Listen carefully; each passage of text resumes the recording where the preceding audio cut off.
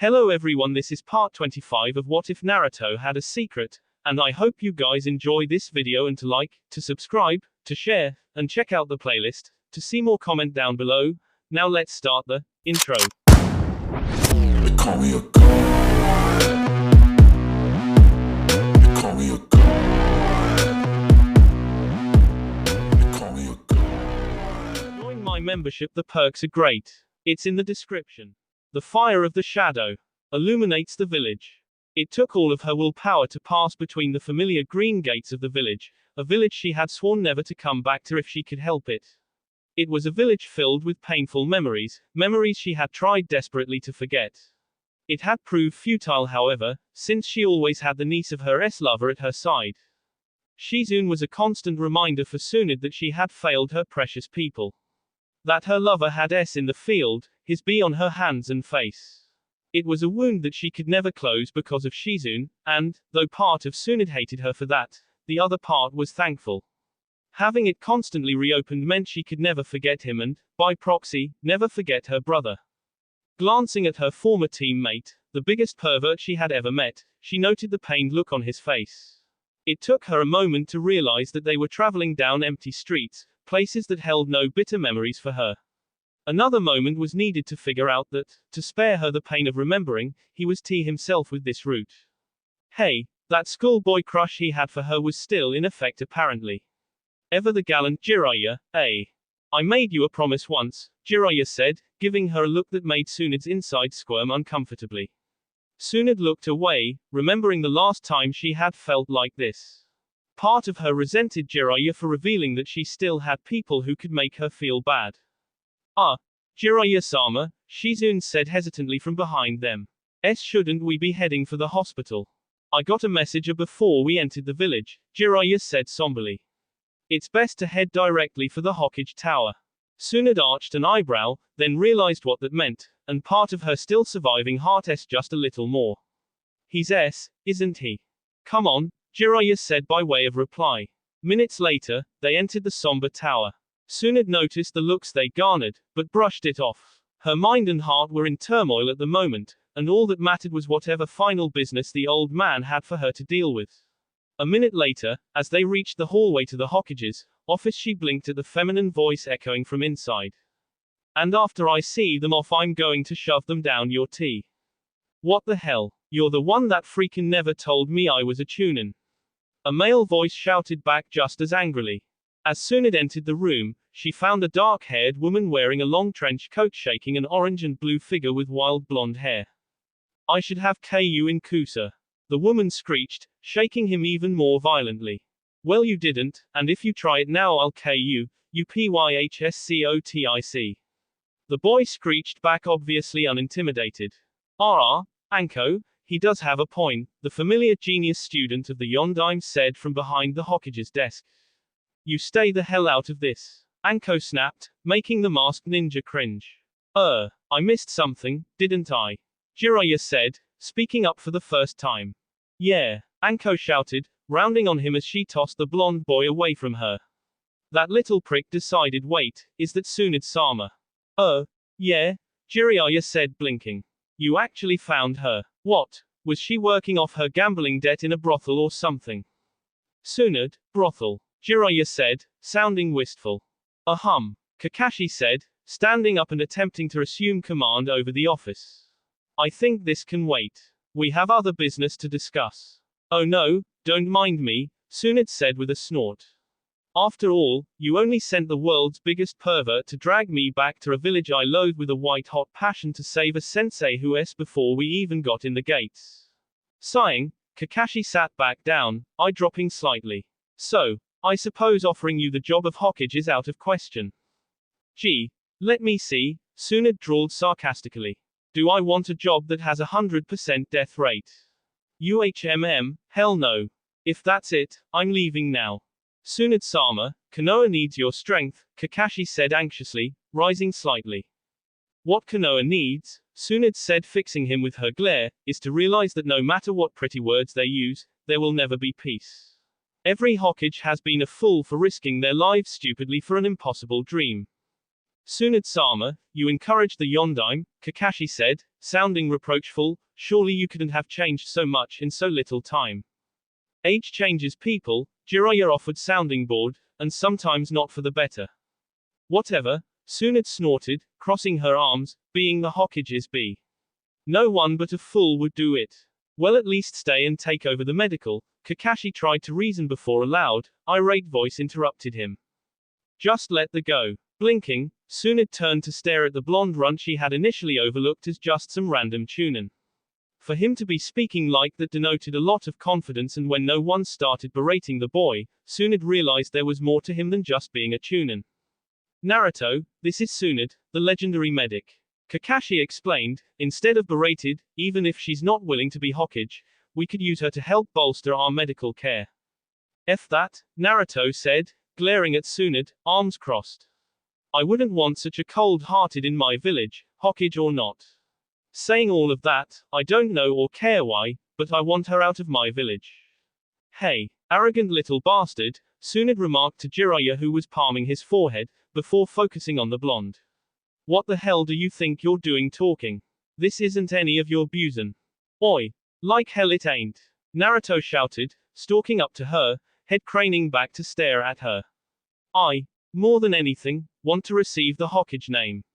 So this damn well is my business. So, get the F out of my village before I kick your goddamn. Tsunade opened her mouth, prepared to thump the little bastard with her finger and L his head off. But that look, the sheer determination, it made her hesitate. It struck her hard, reminding her painfully of two others. She could see a reflection of Dan there, and of Nawaki, and it felt like a shard of glass dug itself deeper into her heart. She wasn't sure how long she stood there, staring at him, but suddenly she realized he was gone and everyone was staring at her. Looking at Jiraiya, the only one she could stand to speak with, she raised an eyebrow. Who the F was that? Uzumaki Naruto. Jiraiya was a legendary ninja, more than that, he was an expert on women. That was why he had gone to retrieve Tsunade, because only he could convince her to come back. Just like how it was only him that knew just how pissed off and confused Tsunade was now. Naruto had spoken up, told her the truth, and had done it in such a manner that had forcibly reminded the slug tamer of two ghosts in her past. Ghosts that she would never be able to banish, no matter how much sake she drowned herself in. Hence why he had settled himself into a chair while Shizune chased off after an irate Tsunade, and he had smiled at an irritated Anko as she realized Naruto had escaped her clutches. Now alone in the office with the masked man, the Sannin was feeling marginally better. It was no longer his burden to care for the village, his debts now almost entirely paid off.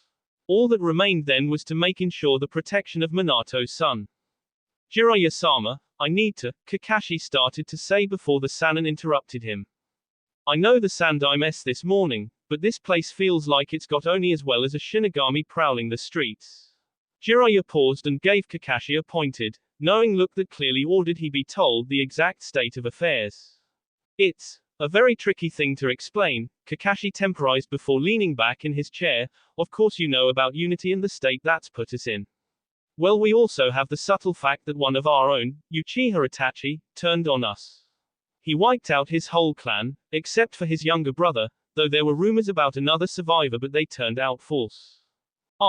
Jiraiya said with a slight nod, knowing that things had to be extremely bad for the village at the moment. But really, there's nothing to be too concerned about, Kakashi said in a falsely cheery tone. Kakashi, Jiraiya snapped warningly, needing to know and not appreciating the way the man was trying to hold back information. You're like Sensei, always able to tell when I'm holding back information. Well, I did teach your Sensei, so it shouldn't be a big shock, Jiraiya said with a wary smirk. Good point, Kakashi allowed, his shoulders sagging. With the death of the Sandaime village, morale is at an all-time low. Our strength is severely depleted, thanks to Itachi and the fact that he has his entire clan and numerous Anbu teams. Oh, and also thanks to Unity and its little soiree during the Chunin exams. Paranoia and distrust is running high between the various clans, regular forces and the governors. So basically, we're lucky none of the other villages have realized just how easy we'd be to annihilate right now. Exactly, Kakashi said with a slight nod, though at least then we'd have a common enemy to draw us all together again. Still, There's no avoiding the fact that our forces are compromised and nearly non-existent. Of the Anbu and Jonin lost during the Unity battle, those who S fighting against Unity easily outnumber the S Unity members 5 to 1. Meaning that Unity effectively shrunk those Anbu and Jonin that you can trust and then melted back into the crowd, so now you have no way of knowing who is who. Exactly, and with the numbers shrunk along with now being the official Hokage, I have to appoint new people to key positions and I'm risking the chance that they're Unity. Kakashi shook his head, reaching up to run a hand through his hair. The military police is under the control of the Hyuga aided by the Inuzuka, so at least there's that. Still, you have a black ops force you can't entirely trust. Kakashi nodded, looking at him in almost desperation. I have no idea what or where this could be heading. An Anbu I can't completely trust, a military police weaker than ever ran by a Chunin, having to bolster our ranks by promotions that are too early and then lowering the graduation age for the academy to increase our genin numbers. Hey, the more things change the more they stay the same. Jiraiya mused, staring off into the distance silently remembering back during his childhood. Back when the minimum graduation age for the academy had been 13, only to change to 10 as war broke out. Jiraiya-sama, please, Kakashi said, drawing the toad hermit from his brief trip into the past, I don't have the energy to be the leader our people will look up to. If Tsunade-sama won't do it, please take the lure of Hokage and lead us. The Sannin stared at the man, and admittedly, he was tempted to take the offer. His dream at one point had been to be Hokage, despite Tsunade and Orochimaru's ridicule. As Hokage he could do a lot of good, he could also enact a law that required all Hokage to wear bikinis at all times, but ultimately he rejected the idea. He was too old, too jaded, he trained Hokages, but he could never be one himself. The bitter truth about being a Hokage was not for him and he knew it. Sighing heavily, the Sannin heaved himself up and then shook his head. I've been out of the scene for too long, the people need a leader they already know. One that they trust. Jiraiya paused, a small grin on his face. For better or worse, you're the god I'm Hokage now. But do you have any idea how hard it is to get 5 minutes alone to read my precious Ika? If you think that's bad, Jiraiya shot back breezily, imagine me trying to get 5 minutes alone to write your precious. Maybe this is for the best after all. Uzumaki Naruto was not a perfectionist, nor was he obsessive. However, he was determined to be better, determined to be Hokage. Hence, he was now in a slightly remote training area, practicing the moves Anko had taught him as well as other things that he was creating on his own. Mostly though he was trying to figure out how to silence his movements. Without even looking at the post or moving his body, Naruto struck, driving his kunai as far into the post as humanly possible. Producing another one, he twirled it and then struck again, moving beyond the basic move into a more advanced strike. He struck repeatedly, advancing each level as he went, unable to rationalize how the style was flawed. He knew he was moving without telegraphing, without looking at where he wanted to strike. The only real had to be the noise he made as he moved, but he couldn't even hear it, so he had no clue how to fix it. Sweating, he paused, frowning as he stared at the training post riddled with bladed weapons. Then feeling someone approaching from behind he turned to find the buxom woman from the Hokage's office behind him, and he couldn't help but glance at the cleavage on display. Shaking that off, he looked up at her, scowling. What do you want? Oh. Nothing much, Tsunade said lightly. She offered Naruto a smile that he recognized as insincere from the start. You just impressed me earlier with all your talk. I just had a couple questions, really. Like I care, Naruto muttered, turning back to his post and eyeing the worn wood. Do you know, she started, her voice soft, capturing his attention, what it means to be Hokage? At this, Naruto stiffened and slowly turned back to face the older woman. With a voice as serious as sharpened steel, he replied, yeah. I know. Then maybe you also know it's pretty much Tsunade said, with a nasty sneer. You look pretty dim, but I didn't think you'd be stupid, kid. Then again, Yondaime was a genius shinobi, and look how foolish he turned out to be. The Yondaime was the greatest Hokage. Naruto retorted angrily, flexing his hands. Whatever personal resentment he held for his dad, the Yondaime had been a great Hokage. Oh, you're right, he was the greatest Hokage, Tsunade retorted waspishly. Out of all of them, he's the only one that didn't leave a family member behind. He didn't leave a wife or a sister or a grandchild or a niece to cry and deal with his self-righteous, selfish desire to be a hero. You have, Naruto grated out, walking toward her slowly, no idea what Arashi left behind. Arashi, Tsunade repeated blankly, before a knowing look flashed in her eyes. Oh, is that it? You think, just because you two look alike that you're related? Knowing Jiraiya, he's let you believe that too, hasn't he? My dad K the FQB, Naruto shouted angrily. He gave everything, to save this village. Every Hokage has. I will, too, because this village gave me a chance. I was hated, loathed, ostracized for the first 12 years of my life, but they gave me a chance. This village let me grow up, despite the vast majority thinking I was a spy. I have a friend and family because of the chance they gave me. If I have to repay that chance with my sweat, tears or even my damn life, I will. Can you even hear yourself? Tsunade mocked. They gave me a chance, I'll repay that with my life. If you're expecting Grodd, you're an even bigger fool than the Yondaime. Nobody cared, nobody. You got that chance because that stupid old man let his sentimentality get in the way. Do you really want to throw your life away for that? I will pay that price, Naruto growled, eyes narrowing dangerously, so that this village can give the same chance to someone else when they need it. I'm not a coward, and I won't disgrace my important people by running. I will make my life count for something, just like the Billy Goat, just like Arashi. You just don't get it. Tsunade snarled viciously. No matter what pretty words you use, that dream of yours is stupid and I don't care, Naruto growled, his fist into his hand, what you say. Being Hokage is the greatest thing anyone can do. Insulting the Hokage is the same as insulting this village, the dreams, the precious people inside it. What will it take to make you realize that stupid little kids shouldn't joke about foolish dreams? Oi, what about you? Naruto said, see her off, his anger burning brighter by the second. What have you ever done in your miserable life that mattered? Did you even try to make your life count? Or did you just run away the first chance you got? My life, you can't even understand my life. I've lost more than you'll ever understand. Tsunade said, glaring at him. I've lost everyone precious to me all because they believed in the same foolish dream. Oh, Naruto said, looking down before looking up at her. So, you betrayed them. You ran away from them.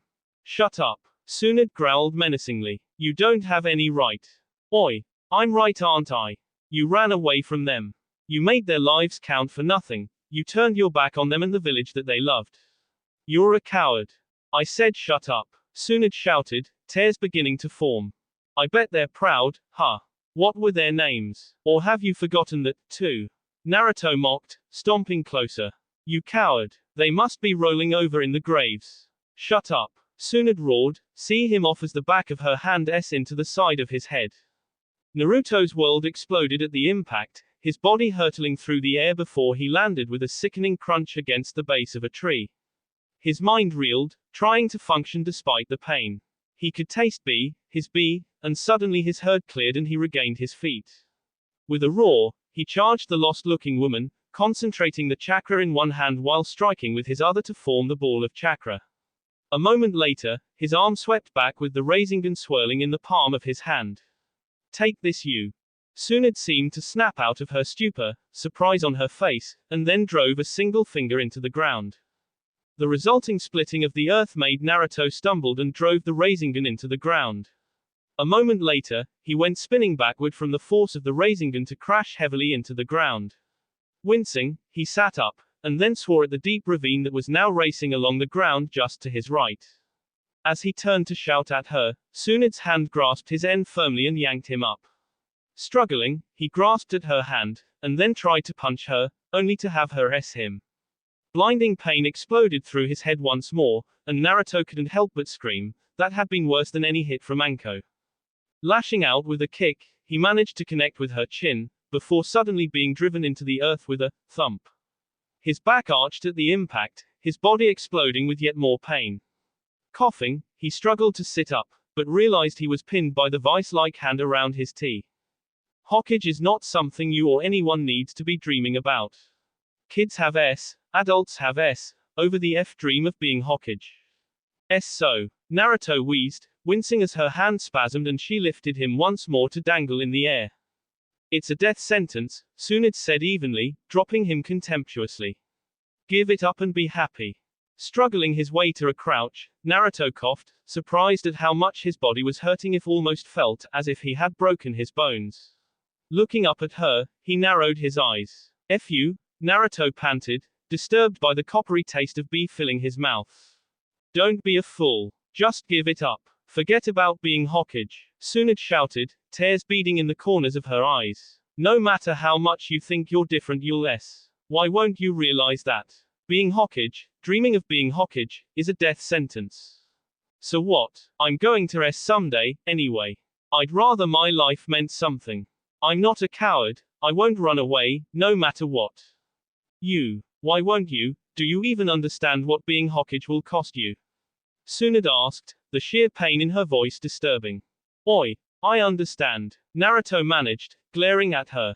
But, shouldn't you be asking yourself what running away and being so cold is costing you? Tsunade stared at him, crying, and then stumbled back a few steps before turning quickly and leaving him there in the clearing. Naruto stared after her, utterly confused, then stood rubbing at his jaw, wondering for a moment about what had happened. Then turning, he started practicing once more. Maybe he would talk to Anko later about this, well, after the woman had cooled off a bit more. And so a new leaf sprouts. Konohamaru wasn't sure what to feel at the moment, which was understandable really. They had just finished the long, drawn-out ceremony to honor his grandfather, and he was left standing pretty much alone. Asuma had, after a few hollow words, moved off to speak with Kurenai, while Mogi and Udon were off together, ignoring him. Soaked to the bone, Konohamaru stared at the rain-slicked picture of his grandfather in silence. He should say something, he supposed, but what was there to say?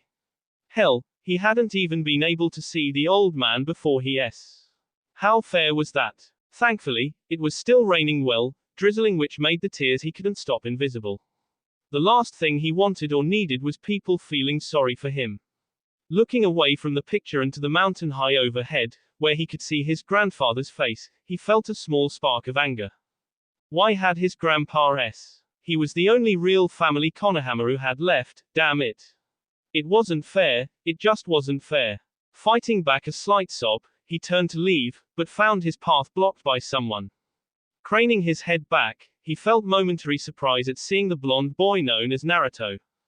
He looked so serious, his black clothes adding an air of importance. The blonde looked down at him after a moment and tilted his head slightly. Konohamaru. Naruto, Konohamaru managed, wondering why he felt more intimidated by this boy than normal. So, Naruto said after a moment, raising an eyebrow. I heard you got some kicking in a while back. Konohamaru blinked, put off by that. Everyone else had shouted at the idiocy of his actions. Udon and Mogi were treating him as if he had intentionally set out to get them hurt. Yeah, sorta, I guess. I mean, I tried. Naruto's lips twitched, and he reached out to ruffle his hair. Oi. From what Anko said, you held up against an Anbu for a minute. That's not bad for an academy brat, ya no. Brat, Konohamaru repeated blankly, before glaring. I'll have you know I'm the best in my year.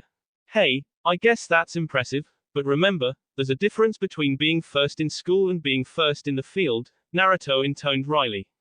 So, don't you normally have those two other brats hanging around?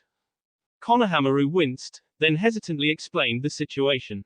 About how his decision to fight that Anbu had gotten him hurt, how they had told him they wanted nothing to do with him. It wasn't long after that he was talking about his own thoughts on the fight and how he had wished he could have done better. Naruto remained silent through everything he had to say, then blinked as he finally came to a stop. Konohamaru took a breath and let it out, feeling a bit better now that he had actually talked to someone. Glancing at the picture on the table once more, he looked back at the older ninja, intent on asking for some training, only to have Naruto start talking. Your grandpa told me something once. I figure you should hear it too, Naruto said, then, pausing, stared up at the Hokage mountain in silence for a moment. Looking back at him, with a slightly pained expression on his face, Naruto reached out, putting his hand on his shoulder.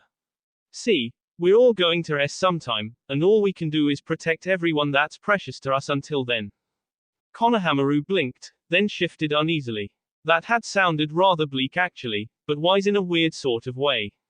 Sorta like he was saying to make your life count for something. Yeah, it sounded better when he said it, Naruto admitted with a shrug. Nissan, that sounded just fine, Konohamaru admitted to a startled Naruto. Then, he noted the drizzle was finally relenting. Sighing, Ino closed her umbrella, relishing the ability to quit looking so stupid. Her mom had insisted on it however, so she like many other girls had stood under the umbrella. To Ino, it had made her self-conscious, as if calling attention to the fact that she was a self-absorbed brat. Naruto hadn't seemed to notice though, he had been standing next to the new Hokage and the two Sannin. Still, Ino was at least thankful not to be Hinata at that moment. The Hyuga girl had stood against her will under an awning next to her father and younger sister. Talk about conspicuous. Sakura somehow had managed to forego the umbrella and stand proudly in the rain next to the Uchiha she was so in love with. Then, thinking about how depressed the girl had been, Ino unintentionally sought her out. Sakura was walking away, hand in hand with Sasuke. Many took him to be depressed, but Ino had seen him up close. She had seen the look in his eyes, the set of his jaw. He had withdrawn, but he was a storm brewing. There was danger written in his countenance that everyone else seemed oblivious to. Despite that, Ino felt a sense of jealousy as she watched the two of them. Not because of Sasuke, but rather for the fact that Sakura and Sasuke both had someone to comfort them. Someone to help them through things, to simply care, because Ino knew that Sasuke did care in some way for Sakura. So while Ino had her family, it wasn't the same and she was jealousy. It would never be the same as when Sasuke would seek and hold Sakura's hand. Or the possessive way Sakura would hug Sasuke and not let go. Ino. Turning at the sound of her mom's voice, she blinked, staring up at the reproachful woman. Can I say something? Sure. Ino allowed, turning slightly too jealously watch Sakura and Sasuke. No Uchiha ever actually loves anyone, her mom said softly, moving closer.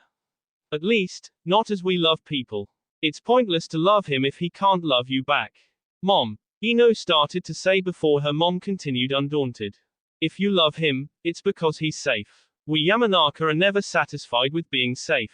I'm not in love with him, Ino said with a note of pain. I just want someone to care about me, just a bit, and not like you and dad care for me. Oi, you okay? Naruto's voice suddenly interjected, prompting Ino to turn and look at the blonde. You look like the old man at the restaurant whenever I mention not being hungry. I'm fine, Ino admitted semi-distractedly. I'm just, like, really sad and thinking. Yeah, well, I'm going to Ichiraku for some ramen, Naruto said, sounding dejected as he glanced from her to Sasuke and Sakura, then back. Thought I'd see if you wanted to come along, but I guess not. Ino blinked, confused at his actions. That had been so unlike the Naruto she knew. She considered going after him and asking what was wrong, but ultimately decided against it. Sighing, she turned to say something to her mom but froze at the slightly disappointed look on the woman's face. What? You know, dear, it's not wise to ignore a granted wish. The Amatsu Kami might not appreciate it, her mom said with a slight reprimand in her tone. What are you talking about? He came over here to check on you, her mom responded, nodding at the retreating Naruto. I think that qualifies as caring. Mom, Ino said in annoyance, then paused. Actually, her mom had a point, which was scary. Ino didn't like it when her parents were right. It upset the natural order of things and it was annoying as hell. Oh, well, I have to get back to the house and start dinner. Your great aunt is coming over for supper. At least, if Inoiki can get her to agree, but I don't know if he can. From what I hear, Suin-sama is very fickle. Ino nodded absently, staring at Naruto's retreating back. He was her friend. Definitely not her boyfriend or even a crush, Ino was sure of that. But, Ino could also admit she was a bit infatuated with him. It was hard not to be after all, considering the time she had spent with him. She was still the only one he trusted with the truth about his family. He had helped her cope with her first K, he was an okay guy, and he had defended her several times. More importantly, he seemed to care. Do you think I could invite someone? Ino asked after a moment, glancing at her bemused-looking mom. I suppose so. Nodding, Ino started after the boy muttering to softly. I knew I was right about the black. Shizune had searched the village as unobtrusively as possible, searching for her sensei. Tsunade, however, had somehow managed to disappear, and the only logical place that the Sannin could be at was the gates, waiting to slip away in silence. Approaching the massive gates leading out of the village, Shizune hugged the pig in her arms just a tad tighter. There was a lump forming in her tea at the mere thought of leaving. Shizune didn't want to leave, but she couldn't just let Tsunade go off on her own. She owed her Uncle Dan. Shizune was responsible for keeping Tsunade from getting out of control. Though Shizune had to admit that she had not always done that job, for the first few months all Shizune had done was torment her mentor. This woman had let Dan S, and Shizune had clung to that rationalization for a long time. Until she realized that Tsunade was already, herself far worse than Shizune could ever hope to. After she realized that, Shizune realized that Dan had loved her, and that she should not be Dan's love. She should be trying to protect it, trying to help it heal. But Shizune was a clueless child. She had no idea how to do that, so she had settled on keeping Tsunade grounded. Sighing, the medic Nin looked at the gates, and then blinked, realizing that they were sealed. Slowing to a stop, the dark-haired woman looked around curiously, wondering where Tsunade was. By all rights, the Sannin should have been her. She was a creature of habit, and this was where they had left from last time. Tonton. The pig squeaked softly, wiggling in her arms. Tonton. Shizune whispered, looking at her pet, then lost her grip, letting the pig fall to the ground. A moment later, it went skittering away, off to the left, past the benches and into the park where Shizune remembered a lake being. Running after the pig, Shizune wondered why until, panting, she came to a halt just at the edge of the park. Sitting against a tree overlooking the moonlit lake, was Tsunade, who was now cradling the pig in her arms. Shizune noticed belatedly the open sake bottle and saucer nearby. Tsunade. Shizune, you know I came here once when I was younger, Tsunade said, staring at the lake absently. I was a genin, and Jiraiya was trying to be, Jiraiyash. I called him on it. Asked what the hell he was thinking would happen. You know what he told me.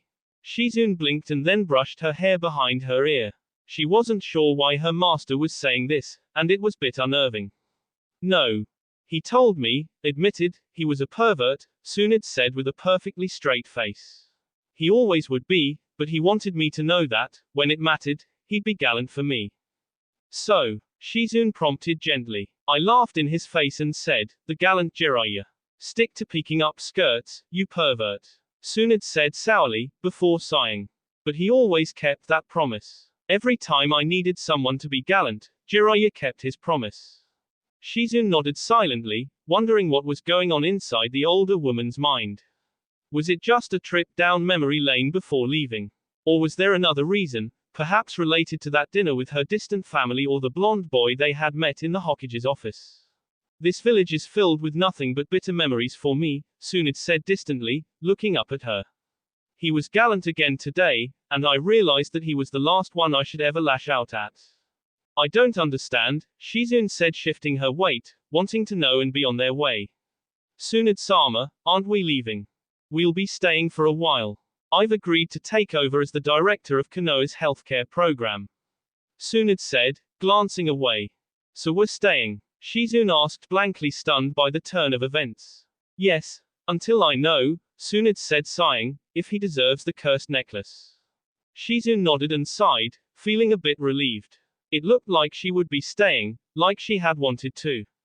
But then she realized what Tsunade had said, and she wondered who he was. I'll have to see Kakashi about arranging a mission to escort me. I have a lot of work to do before we can really settle down. Wait, mission? What mission? Kakashi couldn't help but sigh, settling into the chair silently. He still felt like he was intruding on the Sandaime, kept expecting the old man to show up and claim his place. But Kakashi knew that wouldn't be happening. The Sandaime was and buried. He was officially the Godime Hokage, and, as a glance at the clock on the wall confirmed, it was nearly midnight. Nearly 72 hours into his official reign, and he was seriously considering letting Naruto just take over. Shaking his head, eye drooping, he instead looked at that stack of paperwork on his desk. Studying the papers, he glanced at his so far unread Ika book. Looking between the two, he wondered which he should choose. On the one hand, he could handle the paperwork, which was mostly pointless red tape, or he could read his precious. The responsible thing would be to handle the paperwork. The Kakashi thing would be to read his book. Weighing this heavy decision, he stumbled across the most obvious answer. He created a single cage bunchen and sent it off with the paperwork. Chuckling at his ingenuity, he picked up his precious and, flicking it open to his bookmark, began to read. At least until he felt a presence in the office. Snapping his head up, he found one Mitarashi Anko standing in front of the desk, munching on her trademark stick of dango. A sudden chill swept over him as he realized what this meant. He was in an empty tower with a woman that not only had a proven unstable personality but whom he had also slept with. Anko. Is there, a reason you're in my office so late? Well, Anko said, a grin that didn't reach her eyes, on her face. I was sorta hoping to discuss a few things with you, Hokage-sama. Ahaha, Kakashi managed, reaching up to scratch the back of his head, his eye closed in nervousness. What, exactly, did we need to talk about? Well, first, to remind you that the Sandaime agreed to only give me and my team B rank or higher missions. That was only for you and Naruto, Kakashi mused, then seeing her look continued, however, I wasn't planning on changing that. After all, your team has 2 Chunin and a talented genin, so they're perfectly qualified for such missions. Good, Anko nodded, taking a vicious bite out of her stick of dango, causing Kakashi to wince. Now, I have a mission I want you to reserve for me. A mission? Kakashi echoed blankly. What mission and why? The basics are simple enough, Anko said, holding her fingers up as she ticked of the requirements.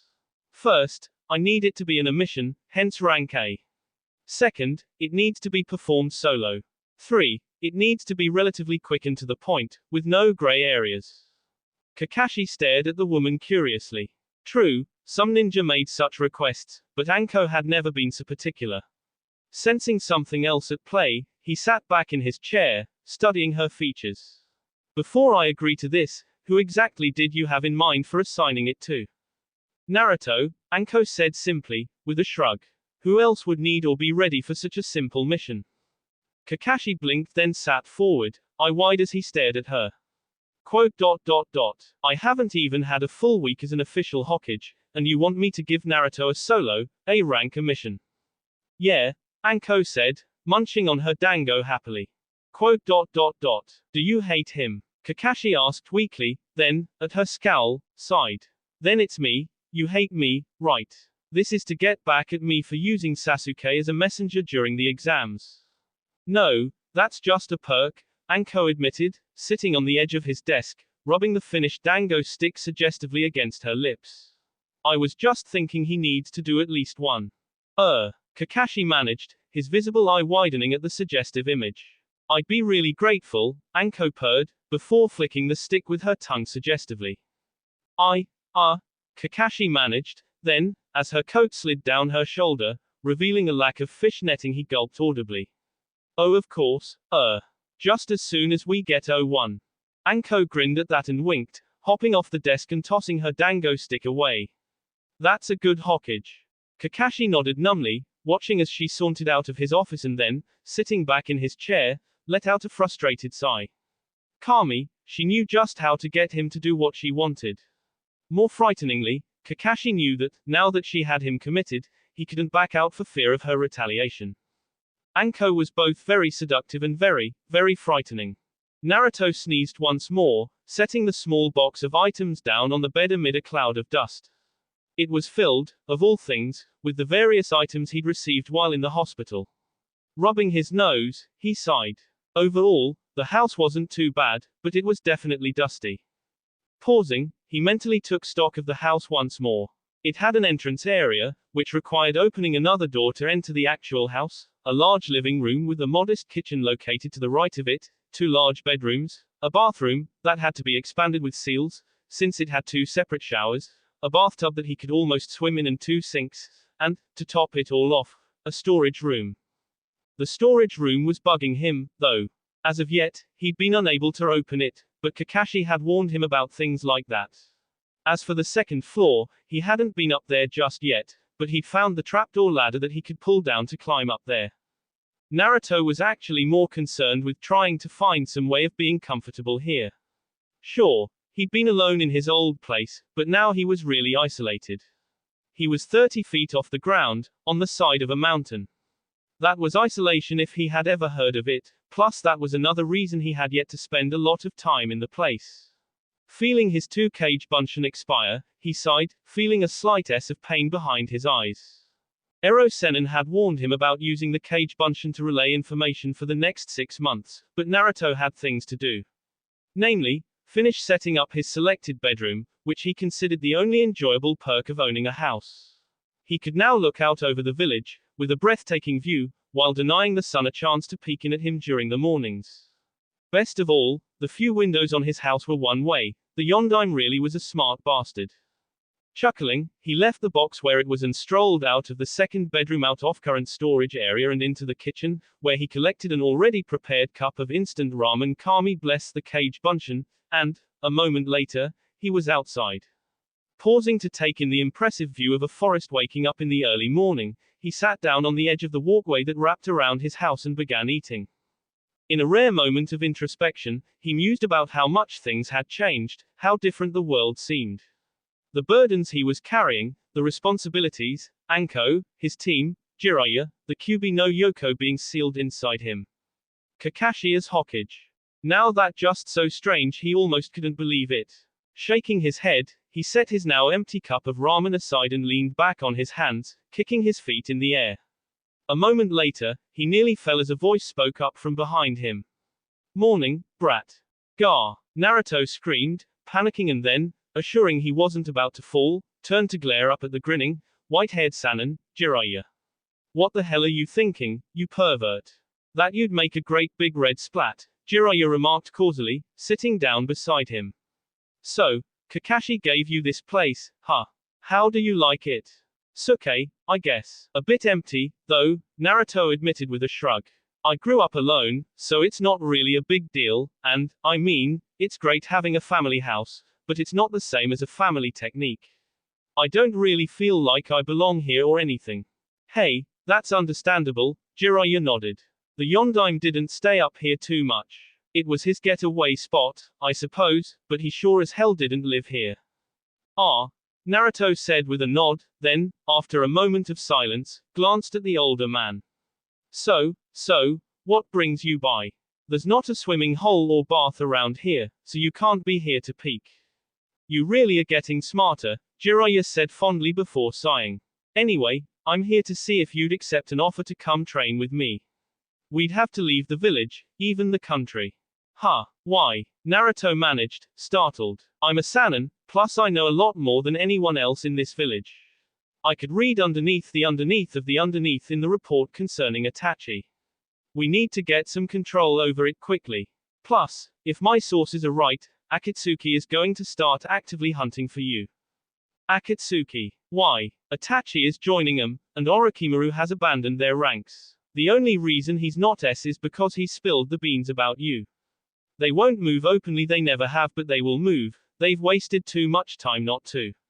This village wouldn't survive that sort of assault at the moment. Each one is as powerful as any cage, plus with Itachi on their side they'd especially have no problems getting in here and taking you." "Damn it," Naruto said loudly, glaring at the village, knowing that he was putting them in danger by remaining. "Naruto, what I'm asking is hard, I know. If you stayed here, kept training with Anko, you could get strong enough to be Hokage. You wouldn't have to give up everything you've fought for. But staying is a luxury you can't have. I know. If I stay, those maniacs will come after me, and I'm not strong enough to stop them." "I'd never be strong enough in time," Naruto said, lowering his gaze. "They may not, they might need to catch other demons first. That could buy you some time.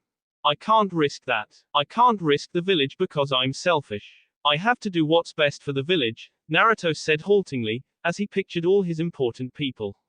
"And everyone inside it. Quote. Even if it means your life. I'm going to be Hokage," Naruto said firmly, staring at Jiraiya, daring him to deny it. "I have to protect the village no matter what." Jiraiya was silent for several long minutes, staring at him, then he grinned. "Hey, Ya know what? I've known 3 Hokages in my lifetime, and I've never met one that dressed in orange before. Getting up, the old man groaned.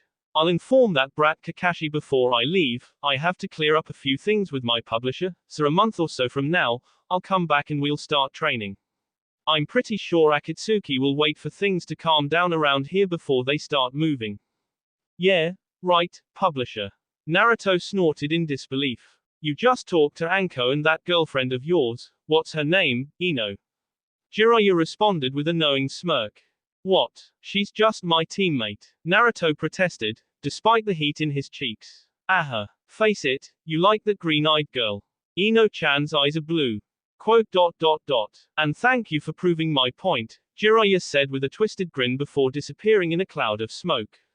Gah! Naruto shouted, grabbing his head in frustrated disbelief. The name Hokage is a promise to protect the village. That will be all for this video. Be sure to like, subscribe, share, and comment down below for more videos. Goodbye.